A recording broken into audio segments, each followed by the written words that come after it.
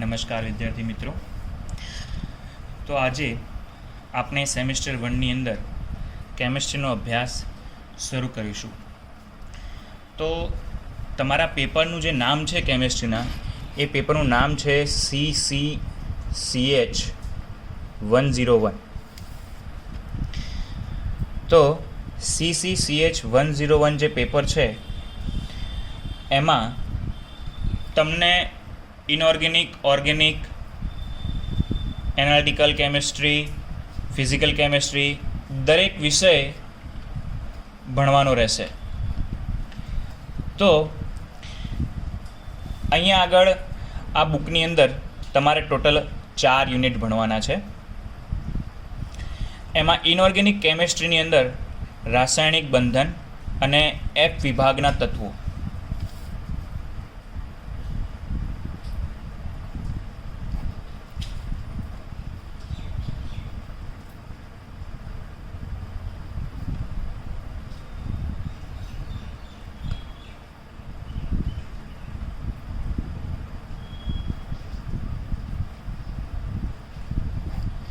આ જે યુનિટ 1 જે છે એ તમારે ઇનઓર્ગેનિક કેમિસ્ટ્રીનો ભાગ છે.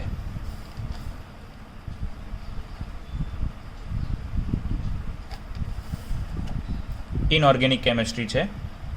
પછી છે યુનિટ 2.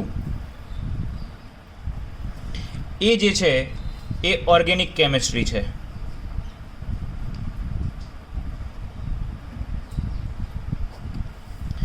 ઓર્ગેનિક કેમિસ્ટ્રીની અંદર યુનિટ 2માં તમે બંધારણ અને ગુણધર્મો અને પ્રક્રિયાની ક્રિયાવિધિ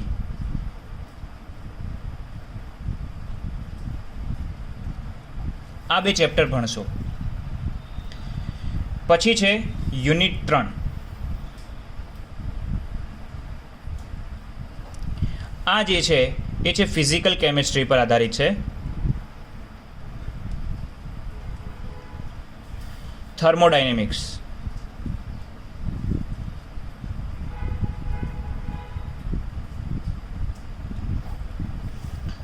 પછી છે યુનિટ 4.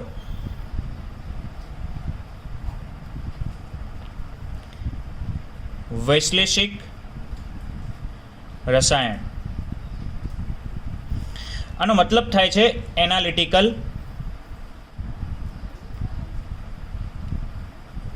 કેમિસ્ટ્રી.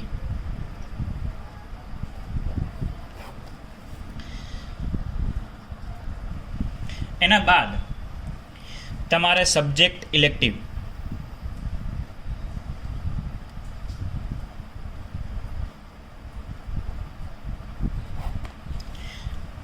જે સબ્જેક્ટ ઇલેક્ટિવ છે એ તમારે છે એગ્રીકલ્ચર કેમિસ્ટ્રી.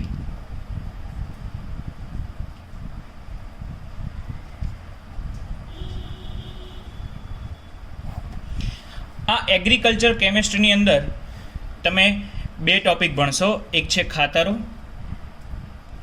અને બીજું જંતુનાશકો.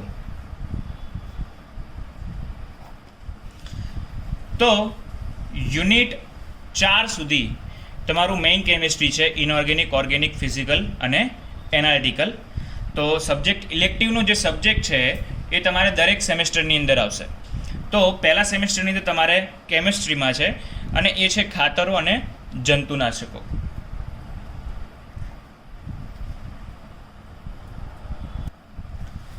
આપણે યુનિટ 1 ઇનઓર્ગેનિક કેમિસ્ટ્રી જે છે એનો અભ્યાસ શરૂ કરીશું.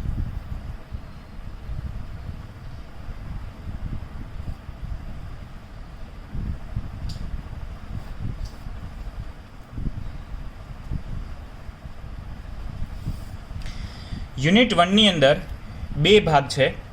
એક છે રાસાયણિક બંધન અને બીજો છે F વિભાગના તત્વો. તો એમાં પ્રથમ આપણે જે લઈશું એ છે રાસાયણિક બંધન.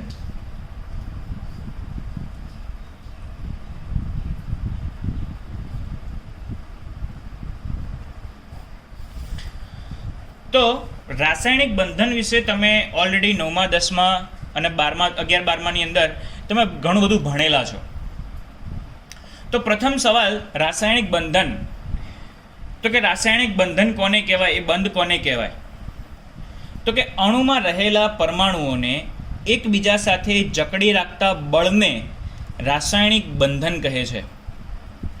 અણુઓને એકબીજા સાથે જકડી રાખતા બળને, બરાબર, એક પ્રકારનું જે આકર્ષણ બળ એકબીજા વચ્ચે લાગે છે એને આપણે શું કહીએ છીએ? રાસાયણિક બંધન. તો કે આ રાસાયણિક બંધન કેટલા પ્રકારના છે?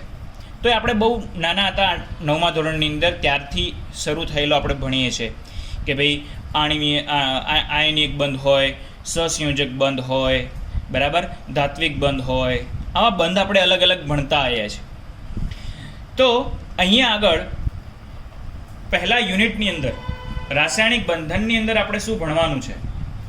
તો કે ભાઈ આ જે બધા બંધનો જે છે એ બંધનોની શરૂઆત કેવી રીતે થઈ, એમની શોધ કેવી રીતે થઈ, તો કે પછી સંયોજકતા બંધનવાદ શું છે, એની મર્યાદા શું છે, સહસંયોજક બંધના દિશાકીય ગુણધર્મ કયા કયા હોઈ શકે, વિવિધ પ્રકારના સંકરણો અને સાદા અકાર્બનિક અણુઓનો આકાર કેવો છે, બરાબર, પછી વેસ્પર થિયરી, પછી મોલેક્યુલર ઓર્બિટલ થિયરી, બરાબર.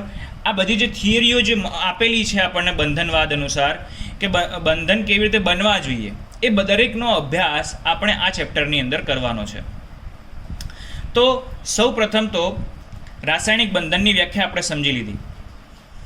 હવે આપણે સમજવાનું છે કે કોઈ પણ પરમાણુ કે અણુ બંધ બનાવે છે શા માટે, કે કોઈ પણ રાસાયણિક બંધન છે એમાં જોડાય છે શા માટે.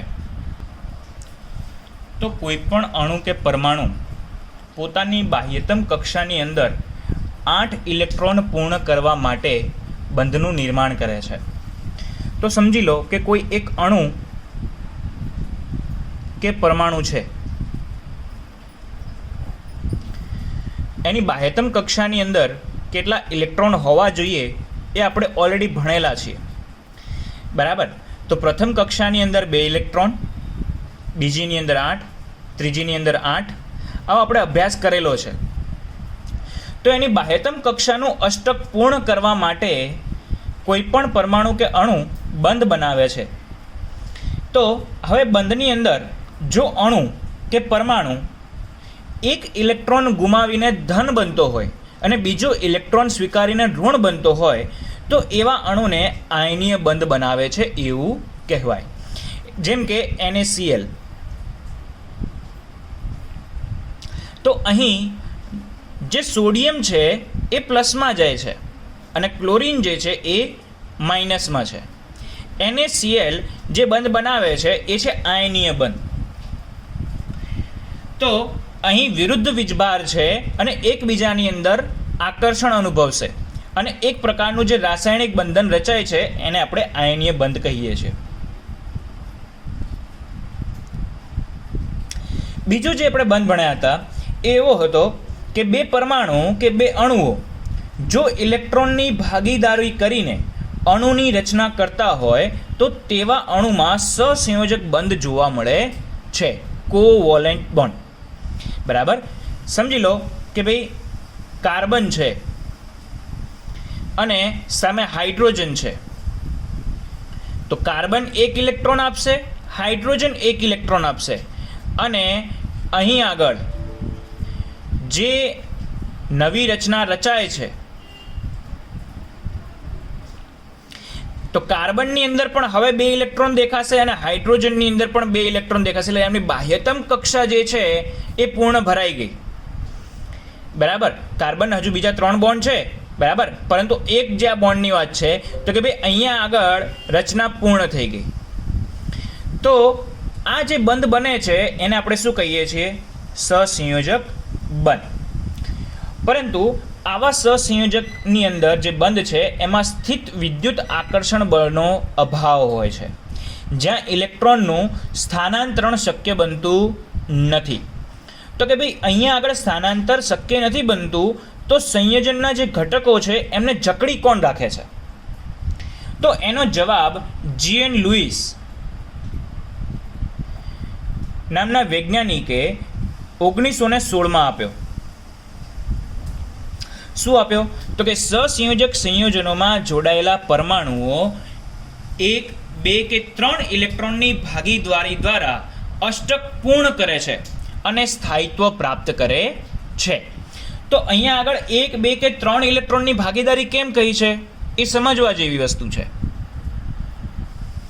તો કે લુઈસના મત મુજબ અધાતુ પરમાણુ જે છે, તો કે અધાતુ પરમાણુઓ એકબીજા સાથે ઇલેક્ટ્રોનની ભાગીદારીથી એકલ બંધ બનાવે છે, single bond A to B. જો એક ઇલેક્ટ્રોન યુગ્મથી સ્થાયી રચના પ્રાપ્ત ન થતી હોય કે અષ્ટક પૂર્ણ ન થતું હોય તો એ શું કરે છે? એક કરતાં વધુ ઇલેક્ટ્રોનની ભાગીદારી કરે છે, એટલે કે 2 ઇલેક્ટ્રોનની ભાગીદારીથી દ્વિબંધ બનાવે છે.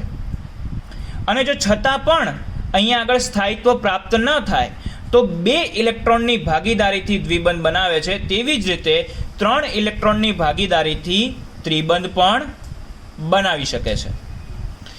તો અહીંયા આગળ એમનો કહેવાનો મતલબ એવો હતો કે સંયોજકતાની જે સંયોજકતા છે, સંયોજકતા કક્ષા એટલે કે બાહ્યતમ કક્ષા જે હોય પરમાણુની, એની અંદર જેટલા પણ ઇલેક્ટ્રોનની જ્યાં સુધી અષ્ટક પૂર્ણ નહીં થાય ત્યાં સુધી આવી રીતે બંધ બનાવશે.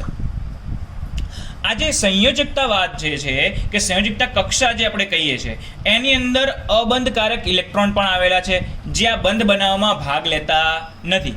આપણે અહીંયા કીધું કે ભાઈ અહીંયા આગળ 2 ઇલેક્ટ્રોને ભાગ લીધો કે અહીંયા આગળ 3 ઇલેક્ટ્રોને ભાગ લીધો, પરંતુ બની શકે કે એવા પણ ઇલેક્ટ્રોન હોય બાહ્યતમ કક્ષાની અંદર જે અંદર ભાગ લે નહીં. એમને આપણે કહીએ છીએ અબંધકારક ઇલેક્ટ્રોન. તો આવા જે એકાકી યુગ્મ હોય છે એ બંધમાં તો ભાગ નથી લેતા, પરંતુ જ્યારે પદાર્થનો રાસાયણિક ગુણધર્મ નક્કી કરવામાં આવે અથવા તો અણુનો આકાર નક્કી કરવામાં આવે એમાં મહત્વનો ભાગ ભજવે છે, જે આપણે આગળ દેખીશું. તો સહસંયોજક બંધ અંગેનો જે લુઈસનો ખ્યાલ હતો, અણુઓનો આકાર તથા બંધ ઉર્જા જેવી બાબતોને એ સ્પષ્ટપણે સમજાવી શકતો નથી કે ભાઈ અણુનો આકાર કેવી રીતે રચાય છે કે એમની બંધ ઉર્જા જ કેટલી હશે, એ સમજાવી શકાતું નથી. આ બાબતો શ્રોડિંજર ઇક્વેશન પ્રમાણે આપણે સોલ્વ કરી શકીએ છીએ, પરંતુ એ સમીકરણનો ઉકેલ મેળવવો પણ એટલો સહેલો નથી. તો સહસંયોજક બંધની પ્રકૃતિ સમજવા માટે ક્વોન્ટમ યંત્રશાસ્ત્ર સન્નિકટ એટલે કે એપ્રોક્સિમેશન પદ્ધતિનો ઉપયોગ કરવામાં આવ્યો અને એના આધારે 2 વાદ રજૂ કરવામાં આવ્યા. એક હતો સંયોજકતા બંધનવાદ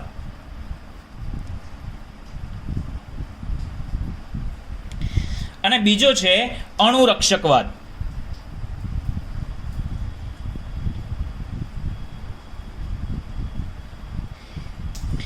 આને ઇંગ્લિશની અંદર સ્મોલની અંદર VBT અને MOT તરીકે ઓળખવામાં આવે છે. VBTનું ફૂલ ફોર્મ થાય છે વેલેન્સ બોન્ડ થિયરી. MOTનું full form molecular orbiter theory થાય છે. આપણે આ બંને જ થિયરી ભણીશું અને આ થિયરીની અંદર એમની અંદર કેટલી મર્યાદાઓ છે અથવા તો એમના કારણે બંધના ગુણધર્મ પર કે પરમાણુના ગુણધર્મ પર કેવી રીતે અસર પડે છે, એમનો આકાર કેવો છે, એ પણ આપણે ભણીશું.